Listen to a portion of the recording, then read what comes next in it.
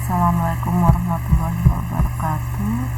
Selamat sore Bapak Ibu guru pembimbing P5, terutama untuk guru pembimbing P5 kelas 10 atau fase E.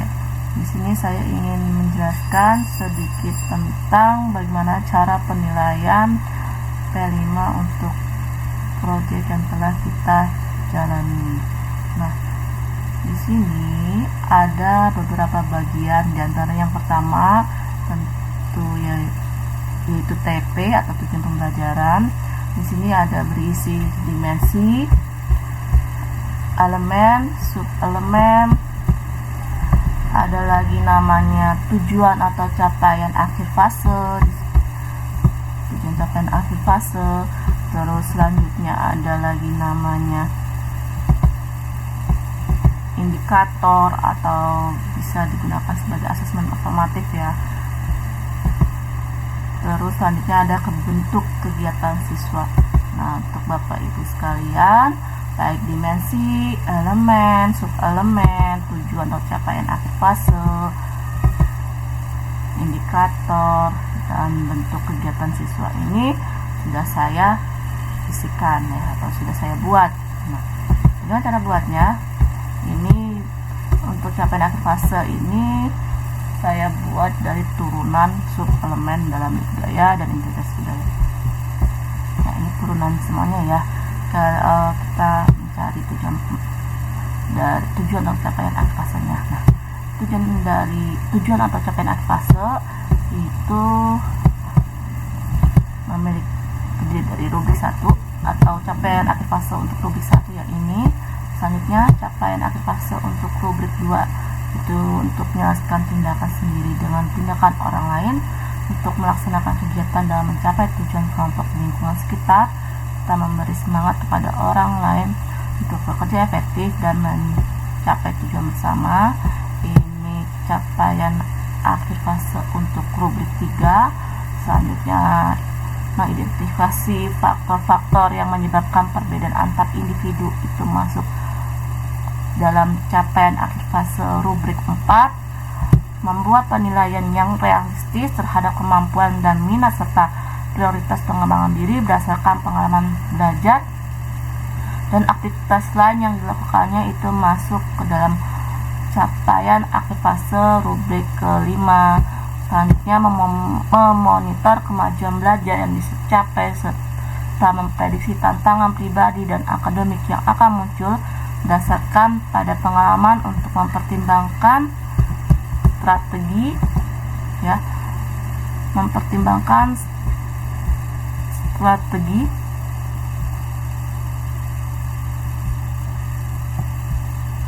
belajar yang sesuai. Ini masuk ke dalam capaian akhir fase dari rubrik 6. Dan yang terakhir ini elemen menganalisis dan mengevaluasi penalaran dan prosedurnya masuk dalam capaian akhir fase untuk rubrik 7. Selanjutnya saya ingin menjelaskan sedikit tentang asesmen formatif. Ini ada indikatornya, di mana indikator dari asesmen formatif itu ada beberapa ya. Untuk capaian akhir fase rubrik 1 dia memiliki 3 jenis indikator ya. Diantaranya pertama mengidentifikasi keragaman budaya di sekitar, selanjutnya mendeskripsikan keragaman budaya di sekitarnya, selanjutnya menjelaskan peran budaya dan bahasa dalam membentuk dirinya. Ini indikator yang ketiga untuk capaian akhir fase dari rubrik 1. Sedangkan untuk indikator asesmen formatif untuk capaian akhir fase rubrik 2 itu terdiri dari 2 indikator, yaitu menguraikan dan mempraktikkan kemampuan pembuatan tari kreasi daerah. Nah, sedangkan untuk rubrik 3 indikator asesmen formatifnya terdiri dari 2 ya, ada 2 indikator asesmen formatif. Sedangkan untuk rubrik 4 itu ada 2 indikator asesmen formatif. Untuk rubrik 5 ada 2 juga, 2 indikator asesmen formatif. Rubrik 6 ada 2 indikator asesmen formatif, dan rubrik ke-7 juga terdiri dari 2 assessment atau 2 indikator assessment formatif. Nah, ini sudah saya isikan ya, jadi Bapak Ibu tidak perlu mengisinya lagi. Nah, kita lanjut ke sini, ada rubrik di sini ya. Ini rubrik 1, contohnya yaitu capaian akhir fase, yaitu memahami perubahan budaya seiring waktu dan sesuai konteks baik dalam skala lokal, regional, dan nasional, dan menjelaskan identitas diri yang terbentuk dari budaya bangsa. Nah, kita lihat di sini ada nama siswanya, ada contohnya seperti Agni. Kita lihat di sini ada kriteria BB atau belum berkembang, ada kriteria SB atau sudah berkembang. Terus selanjutnya BSH atau berkembang sesuai harapan, dan yang terakhir namanya SAB atau sangat berkembang. Lalu bagaimana tolak ukur dari keempat kriteria tersebut? Nah, keempat tolak ukur itu kita bisa lihat di nilai ya. Di sini ada nilai. Ini kita lihat ada nilai. Contohnya di sini kita bisa lihat ada siswa namanya Agni. Agni itu harus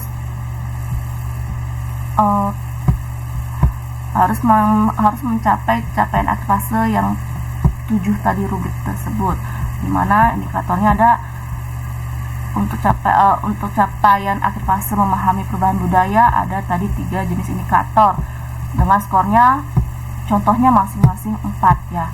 Masing-masing indikator memiliki skor 4. Nah, di sini ada kriterianya penentuan skor, di mana kita bisa lihat total skor maksimal ya, total skor maksimal itu 12 dan skor minimal 3. Maksudnya apa nih? Untuk satu capaian akhir fase atau totalnya ini, yang ini maksimal 12 dan minimal 3, di mana skor minimal setiap indikator itu 1 dan skor maksimalnya yaitu 4. Nah, kalau misalnya tadi kan kita contohkan 4, boleh tidak kalau saya kasih 2? Boleh 2, tapi di sini nanti akan berubah menjadi 10. Kalau tadi 12, kita contohkan tadi 12, di sini 12 ya. Nah, otomatis total skor maksimalnya 12. Kita lihat di sini rentangnya ya. 3 sampai 5 itu belum berkembang. Selanjutnya 6 sampai 7 SB atau sudah berkembang. 8 sampai 9 itu berkembang sesuai harapan, dan skor 10 sampai 12 itu sangat berkembang. Lalu bagaimana kalau misalnya nilainya saya beda, misalnya di sini 2, kita ganti misalnya 2. Lalu di sini menjadi ya. Nah, jadi 10 ya. Kita ganti jadi 10. Bisa? Ya, tentu saja bisa, tapi nanti akan berbeda kriterianya. Ya, kemungkinan itu akan berbeda. Kita contoh kita contoh 4 berarti sini 12 total skor maksimalnya 12, maka di sini kita masuk dalam kriteria SAB. Kita lihat di sini, maka Bapak Ibu bisa mencentang checklist sangat berkembang itu.